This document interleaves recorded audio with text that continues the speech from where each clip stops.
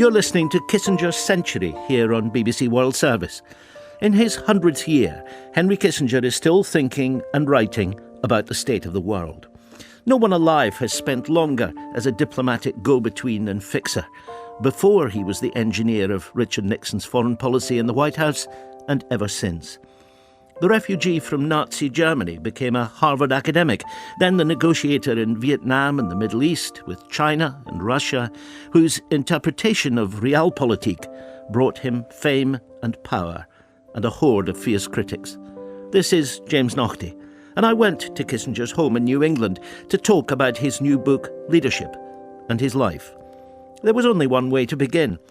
In a disordered world, how would he describe the age we're living in? It's an age of simultaneous global transition.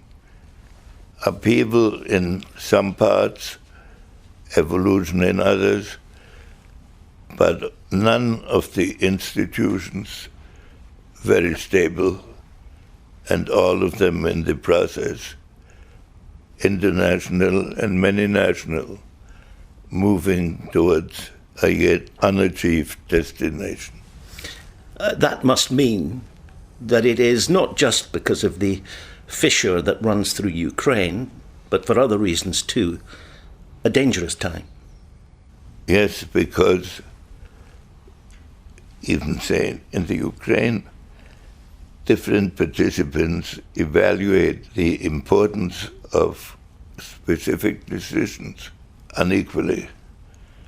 So unevenness is not only in the way the issues appear, but in the evolution that they generate. This brings us to the question of leadership, about which you've been thinking for, of course, many decades. And one of your great themes has always been that our history as individuals and as nations lives with us, and those memories shape us, and in a way should shape us. History shapes decisions to the extent that you believe in the validity and in the quality of the past.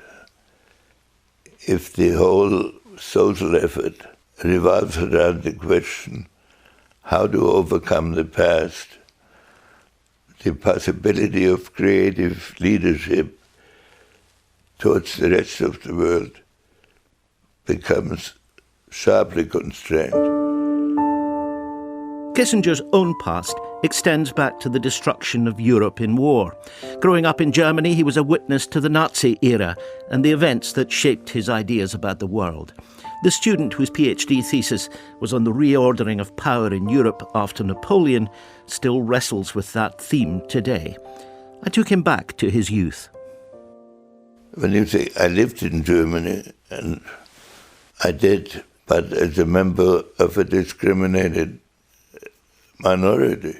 In a Jewish family. Many of our acquaintances were Jewish and suffered the same fate. The German Jewish community was more integrated into German society and thought more in characteristic German terms.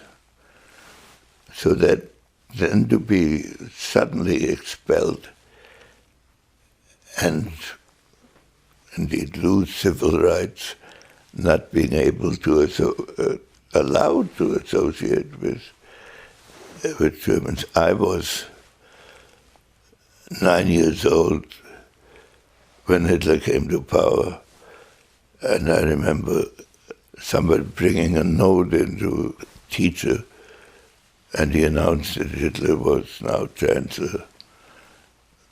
It had no impact on my life at that moment. But then my father, who was a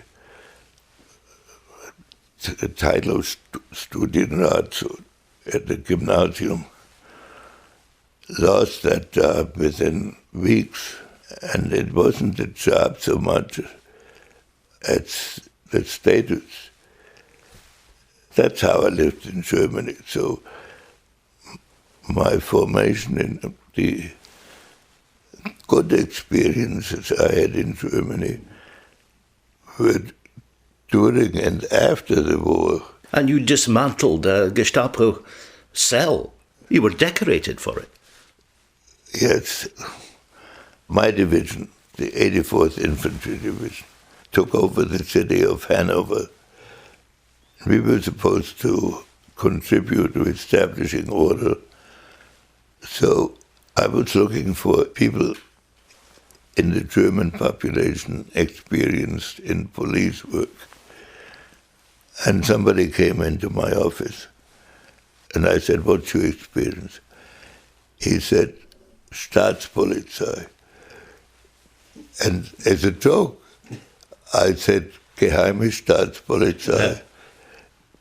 He said, "Jawohl, Geheime Staatspolizei." So I arrested him, and he was outraged. And I said, "Well, can you help me find your colleagues?" Which he did. So that was your first coup. So that was a coup where I got some credit for his work. I have just returned from the Belsen concentration camp. Eventually, the German Jew and American soldier found himself in his homeland, one of the liberators of a concentration camp. I find it hard to describe adequately the horrible things that I've seen and heard. There he saw even more clearly than before the cost of war. It was a sub-camp of Bergen-Belsen, and of course one had read about concentration camps. And I had not realized until I saw that camp the depths to which human beings could be reduced. It's the institutionalized degradation, because these camps were organized hierarchically. That is to say, at the top in the camp were German professional criminals who had been sentenced to concentration camp after a certain number of convictions. But they were hierarchically the highest in food and so forth. And so it went down the list until you got to the Jews. Just ahead of the Jews were the Poles. And in a way, that organization must have been one of the most horrifying aspects of the fact that it was so regimented. So the awfulness of the system was being perpetuated. Perpetuated among prisoners who were fighting to survive. That experience in army intelligence informed his writing and teaching as an academic in the 50s. Then government called. At the start of the 60s, President John F. Kennedy asked him to assess the West German Chancellor, Konrad Adenauer, the first of the 6 leaders discussed in his new book, Leadership. Adenauer began with the conviction that German guilt had to be affirmed. But he also had the conviction that Germany would get back to equality, but that it could do so only through a period of accepting partition of the country. Some of its industry would be dismantled, and that some of its entry into European equality and institutions was achieved by executing these discriminatory provisions. It's interesting because you talk, one of the other figures in the book on whom you focus is Charles de Gaulle, roughly Adenauer's contemporary in France. Now, you describe him as an illusionist. What do you mean by that? He started with the conviction that France had this great, unique civilization, and that to bring this to the world was its great achievement. And he did that when France was on the floor, country had been occupied. He arrived in Britain without money, without the language, and managed to get appointed by Churchill as the leader of the Free French, which didn't exist. Si donc, le 14 juillet 1940 est un jour. You talk of part of leadership sometimes being a gift of something akin to prophecy, or the idea that you can give a clarion call Avec le concours des armes de la France. That awakes a spirit and so on. And de Gaulle had a bit of that, didn't he? He was not a pleasant man to meet necessarily, because his posture was that his vision was the one that would be implemented. And it certainly would not fail for lack of effort. You tell a wonderful story in the book about a meeting with Nixon, with Richard Nixon and de Gaulle. Nixon brought me to a meeting, and Nixon asked de Gaulle for a view of the future of Europe. And he made a magnificent presentation of countries that had been united and had failed, that had now to reconstitute themselves, and that France would never delegate its defense to foreign nations. So Nixon did not want to start by quarreling with de Gaulle. So he turned to me and said, "What do you think?" And I said, "This is a moving description of the situation as the president sees it.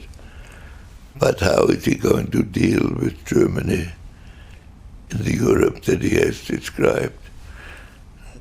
And de Gaulle looked at me for a second and said, "Par la guerre," by war, implying next question.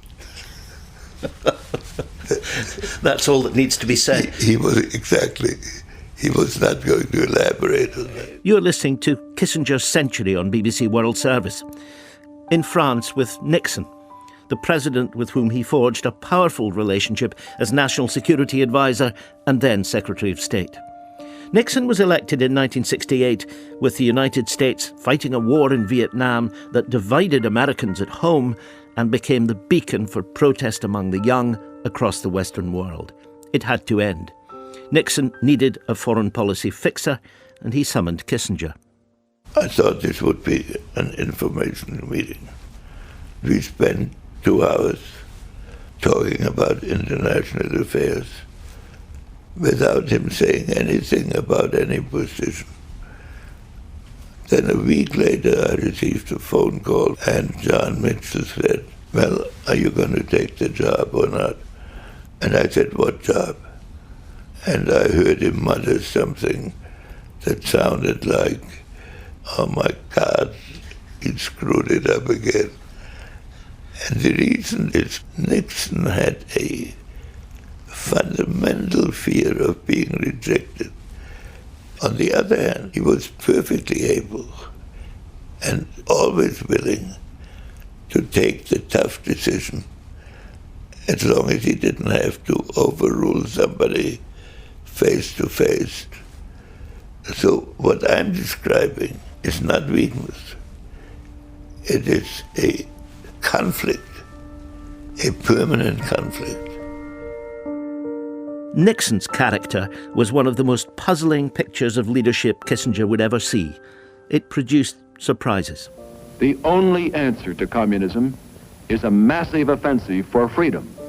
Freedom from hunger, from disease, and a victory for the... Once a red-baiting anti-communist crusader, Nixon now wanted to heal the rift with Mao Zedong, aging hero of the communist revolution in China. The countries hadn't talked for decades. Kissinger set to work in secret. None of this was done by cable on either side. We sent our messages on unmarked paper without signature, and they sent it with an emissary. So every exchange took about 2 weeks.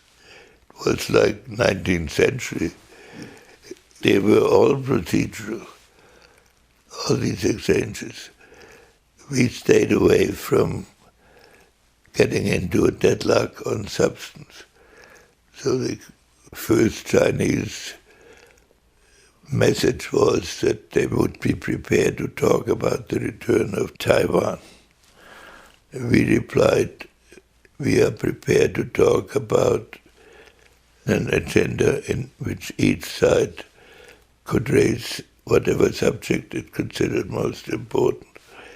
They accepted that in the return and then moved it into a technical discussion. And so eventually to Mao himself, unbending autocrat, commander of the brutal and bloody cultural revolution of the 60s, all-powerful, and to the West a figure of mystery as well as fascination.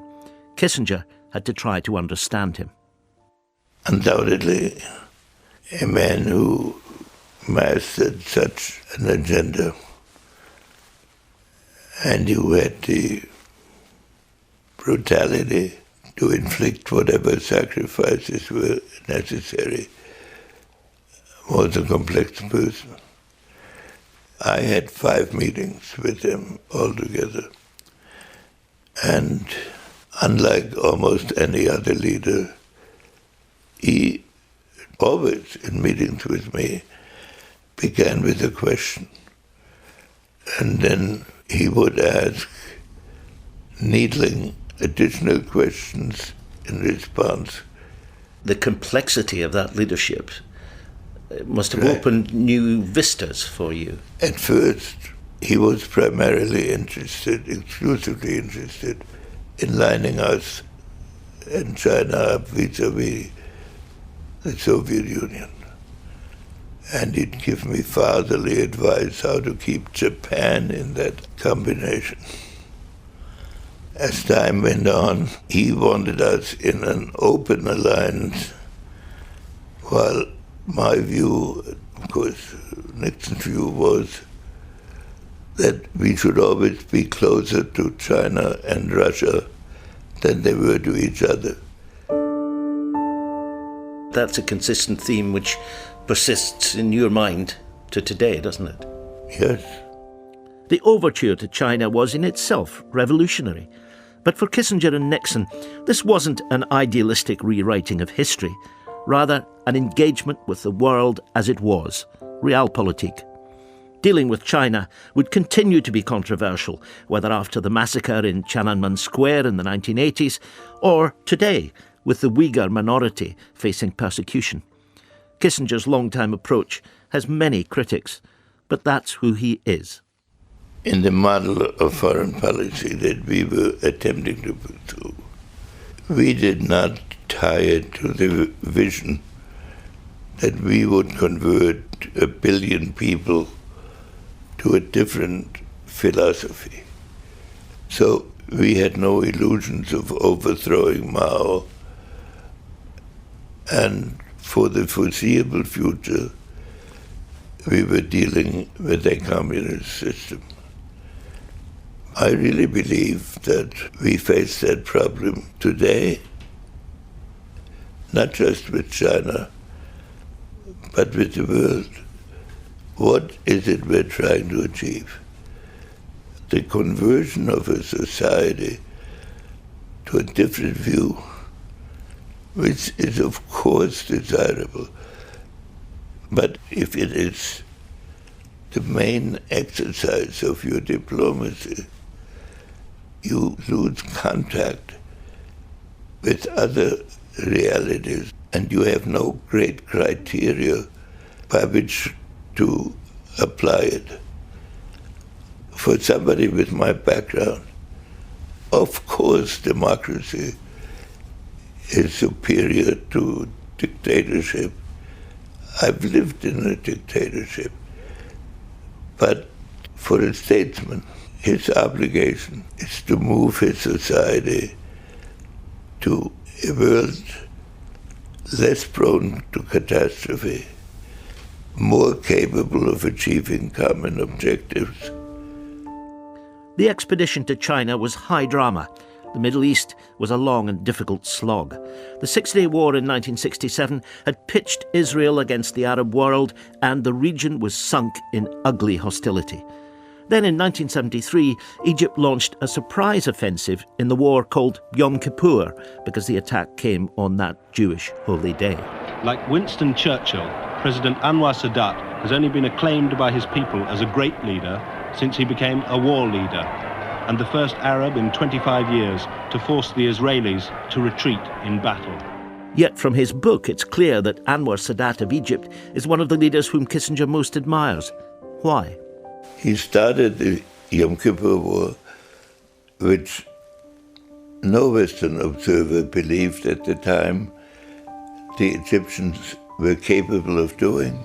No one will capitulate here in this country. I am not ready to capitulate or to surrender 1 inch. He sent us a message on the second day of the war in which he said, at the end of the war, I expect a negotiation towards peace. And you believed him? I believed that he was willing to negotiate, but I didn't know what kind of a negotiating partner he would be. Kissinger embarked on what became known as shuttle diplomacy between the warring parties. To the newspapers, he was Super K, jetting back and forth from one capital to the other. And Sadat surprised him. He sat down and said, I've come here to negotiate peace. And I have looked forward to a chance to explore it. So I have prepared a Kissinger plan. And he walked over to a map and he said, here is my idea of a Kissinger plan. And his Kissinger plan demanded that 3/4 of the Sinai be returned to Egypt. So that was impossible. On the other hand, it contained the single most important concession, and above all, transformation. Because up to then, the formal Arab position was that there would be no negotiation. Henry Kissinger, the diplomatic go-between and advisor to American presidents since John F. Kennedy, is in his 100th year. This is James Naughtie, and I've been to Henry Kissinger's home in New England in the United States to talk about his new book, Leadership, and about some of the leaders he's known.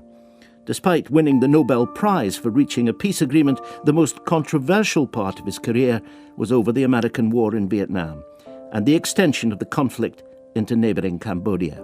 He has never wavered in his argument that it was necessary for the United States to expand the war in order to end it.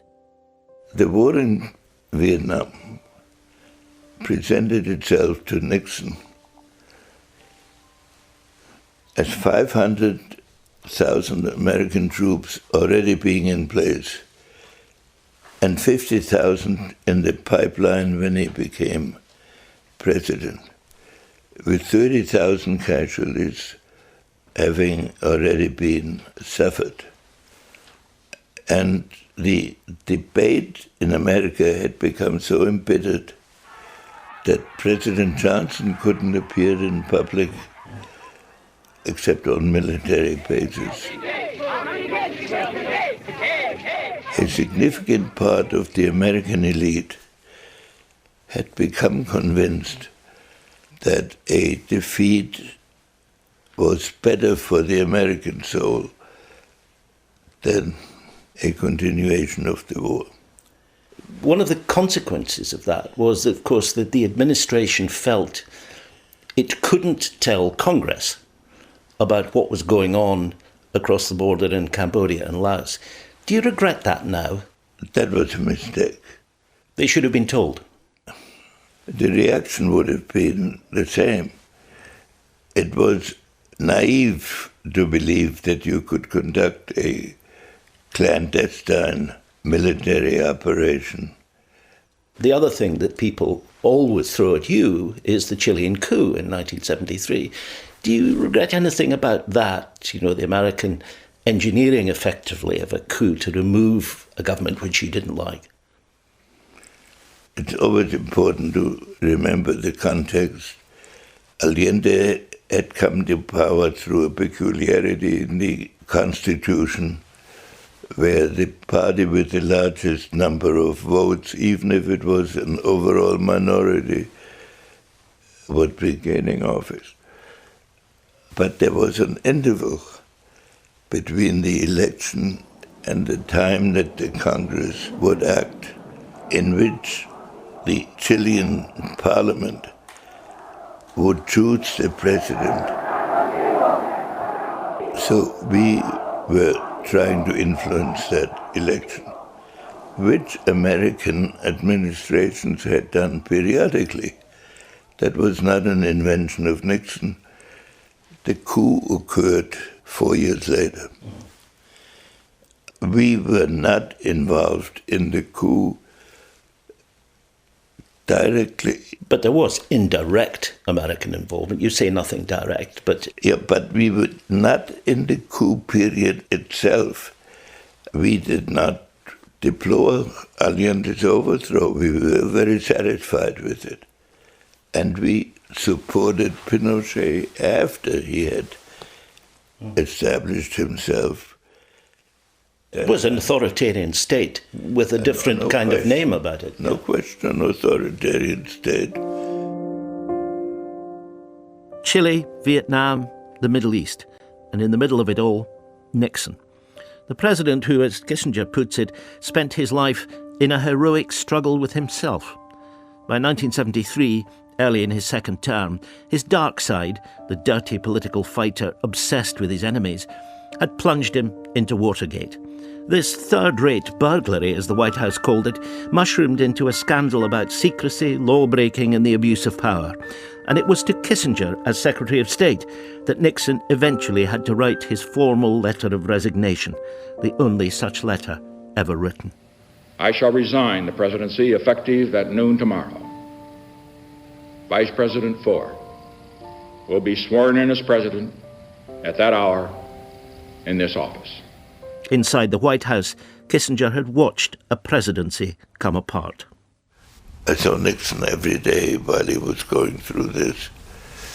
He almost never raised these issues with me, except in a description of what he was going through.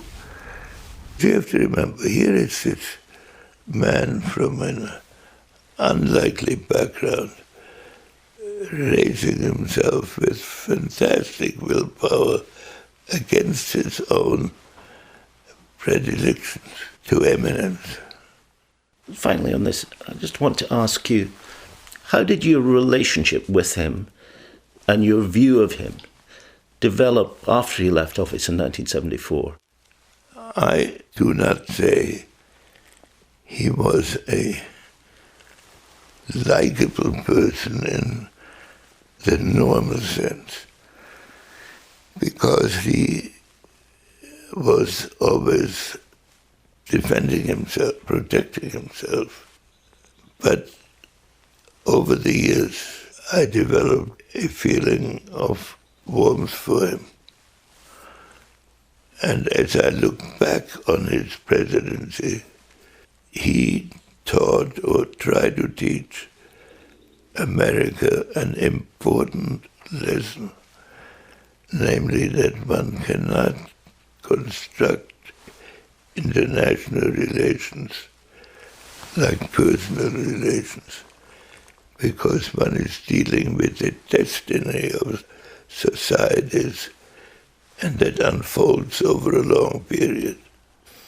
You seem to be of the view that there is much in the tone and the practice of politics now in this country, which makes it very, very difficult to have the kinds of conversations that you want to hear about the outside world.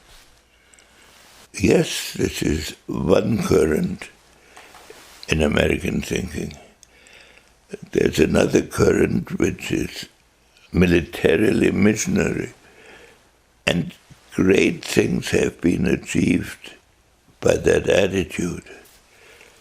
But they were based on the fact that America was very dominant at the period. Now we're in a period that has one unique aspect, and that is that technology has become so sophisticated and so overpowering that I would state it as a basic principle of countries with high-tech equipment and high-tech industry, that the one limiting principle of their foreign policy should be to avoid a high-tech war. From this day forward, it's going to be only America first. America first. Enter the disruptor. All Kissinger's thinking about American policy was challenged by the arrival in 2016 of a president in Donald Trump with no obvious interest in history or international relations, a NATO skeptic, a tycoon for whom foreign policy was just more deal-making. Yet, still, the call came from the Oval Office. His view would be the strength of his personal relationship would play a big role in his assessment. And he had the established conservative view that there was a strong adversarial aspect.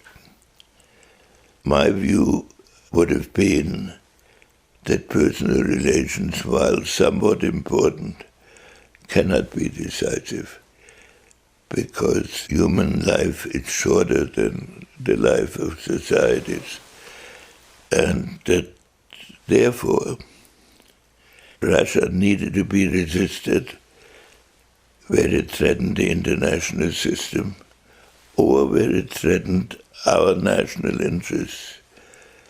And of course, in my mind, the national interest of America and the Atlantic interests are closely intertwined. That was less pronounced in Trump's view.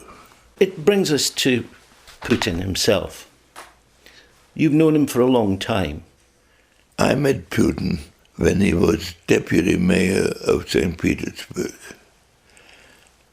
And I met him at a lunch where, because somebody had failed to produce an interpreter, Putin and I were engaged because we could talk German to each other.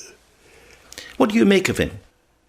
Intelligent, driven by a kind of mystic view of Russia, not an ideological view that others could share, but of Russia's unique capacity to survive across many time zones and many enemies around them, by the faith of the Russian people in themselves, deploring what had been taken away from Russia through the collapse of the Soviet Union. So it was not a Hitlerian view of conquest, but a very firm view about the essence of Russian reality. And so, for example, Ukraine was not just a successor state, but something carved out of the Russian entity. Of course, the irony here is that by his invasion of Ukraine, Putin has created exactly the kind of national consciousness through President Zelensky, who's been able to express it, that he insisted had not existed before. Yes, and it makes it inconceivable that his original war aim of returning Ukraine to a state of dependence on Russia can ever come out of this war except by a Russian military victory. When Kissinger spoke recently about how a deal with Russia might emerge, he was accused of promoting a sellout. President Zelensky of Ukraine even compared him to the appeasers of Nazi Germany. Friends say that, not surprisingly, that reference to Munich, the agreement in the very year that the Kissinger family left Germany, upset him. So for BBC World Service, I asked him to clarify his view. What we are seeing in Ukraine right now is something peculiar to this period, namely that two nuclear powers with the capacity to incinerate the region are fighting with the personnel of a European state, and that the limits, therefore, are not fully established by them. And secondly, that the war has implications, that at the beginning of wars there's often great unanimity, but when the implications are fully faced, divisiveness appears. And then, how do you relate war aims to a conclusion? I thought that if the status quo ante were reached, it would have been demonstrated that an attack on an existing European entity by resistance of its people, aided by other Europeans and Americans, had been thwarted geographically. This means that that territory that Ukraine controlled when the war started would be restored. And that's about 95%. The other 5% were acquired by Russia 10 years earlier by European acquiescence. And I think it is important to keep the war about freedom of Ukraine from becoming a war about the security of Russia. But there are many European leaders who say Putin must not be allowed to get away with it. And they might say, here you are, Henry Kissinger. You're saying, in the end, let's make sure that Putin is not humiliated, because that is more important. I'm not saying that. I'm saying I believe that Putin's position in Russia will be very precarious and probably not maintainable over a substantial period of time. I think that most European leaders that I know, in my opinion, agree with what I said. Putin cannot think he got away with anything if his objective to subjugate the Ukraine has been defeated. Europe acted in unison. Ukraine has been established as a viable European state.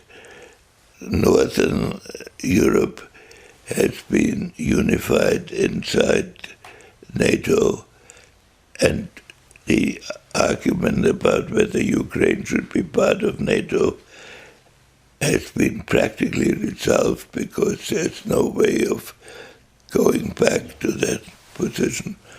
In that sense, you're suggesting that it has been all but settled. No, I think if the war is ended on the present line, and therefore most of Donbass and much of the Black Sea coast remains Russian, that in the end it will be perceived as a Russian success. So I would consider that a defeat. I would think if that happened, so that the new dividing line is at the limit of the current Russian advance, that would be a very unfortunate So they need to be pushed back further, in your view? They have to be pushed back to the borders that they had before. That would be a defeat for Russia. Russia would have been diminished in that sense. But the key, in my mind, would then be now a dialogue between Europe, NATO, and Russia, might establish a stable system. Is that possible with Putin still in power? I don't believe Putin will be in power when that evolves, partly because of longevity in office. This is the objective I would seek, even if Putin were in power, but it's not what I would prefer. The president said the United States was willing to use force to defend Taiwan against any Chinese aggression. China responded to the president's To look at comments. another problem which is not burning at the moment, but is smouldering, we go back to China and Taiwan. What lies ahead for Taiwan? The essence of the Taiwan relationship is that for Chinese, Taiwan is an inextricable part of the Chinese system. So when we re-established relations, on the one hand, we accepted the concept of one China, but on the other hand, the Chinese accepted a long period of evolution, which Mao described as even 100 years. So how to handle this period? And in my opinion, which is not the accepted opinion, constant confrontations over Taiwan have the exact opposite effect, because the more we affirm Taiwan as a second China, and the more the Chinese feel they have to reply to that, and the more armed forces are built up around it, the more tense the situation becomes. Neither country should be asked to give up its basic principle explicitly. America has made clear that a violent attack on Taiwan would mean significant American reaction. It would mean war. But to answer this question the way it was done publicly recently is exactly what may produce the situation if one could cool the rhetoric and watch the actions. If military action takes place, then we have a decision to make, which must be overwhelmingly influenced by what has gone on. But if Taiwan becomes a subject of domestic intense interest in both countries, explicitly, the tension can only get worse. He opened the door to China 50 years ago this year. Now, as he told me for BBC World Service, he sees Taiwan as the most dangerous flashpoint in the world and thinks the West still has to decide how to engage with a strong and expansionist China. We will have to develop a concept of dealing with China that can be maintained over an indefinite period of time. It can change with every administration. With respect to Europe, we formed a concept of Atlantic partnership in the 40s that proved its sustainability and its importance for over a generation. We don't have that in relation to Europe now. I don't think that Europe has up to now faced the Chinese issue as a strategic problem. They have dealt with it more as an economic problem. When he was writing about post-Napoleonic Europe more than 60 years ago, studying the likes of Metternich and his concept of the balance of power, Kissinger was also writing a script for his own life in diplomacy, formally in the White House and ever afterwards as a broker and negotiator, the man who knows everyone. Just as all American presidents used to summon the evangelist Billy Graham for a public show of spiritual contemplation, so Kissinger plays the same role in foreign affairs. It means that even in his 100th year, he's writing and talking and being listened to. Above all, about the danger of a world in which alliances and understandings give way to a narrow definition of self-interest, with potential consequences that have never been more threatening. The unique feature of the present world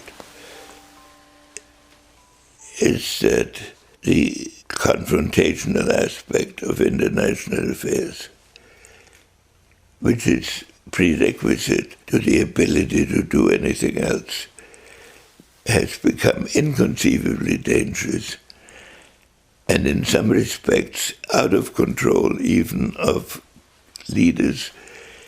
And one needs a conceptual approach how both to be strong but to conduct a serious dialogue. The view that the whole world is uniformly going to share the same notion of legitimacy has not been proved by events, and it's even harder to prove in the future. What I said in this book is a recognition that decoupling is happening, both philosophically and economically and in the way of conduct. But paradoxically, what we are now asking of leaders, or what the situation asks of leaders, is that they are wise in seemingly antithetical concepts. And we have no training in that. Democracy and autocracy are bound to have to live side by side. I'm not saying that autocracy must always survive. I'm just saying that among democracies, the confrontational aspect is at least reduced, if not eliminated. But a realistic assessment of where the world is going, they will have to live side by side for the rest of this century in some way. And for that, a new mentality has to be created. Not between those who want peace and others who want war, but between those who are prepared to defend, but also prepared to accommodate within the limits that their values permit. That's very hard to achieve because it means that within each country you need enough confidence in each other so that you can live with decisions because you have confidence that over a long period of time the society will hold together. Countries need confidence in each other to survive together. That's the never-ending quest that has been the theme of a life, in times of war and occasional peace. This time next year, Henry Kissinger will be 100. Leaving him in his library, a leafy New England scene spreading out around us, he was getting ready for lunch with the Chinese ambassador and his retinue.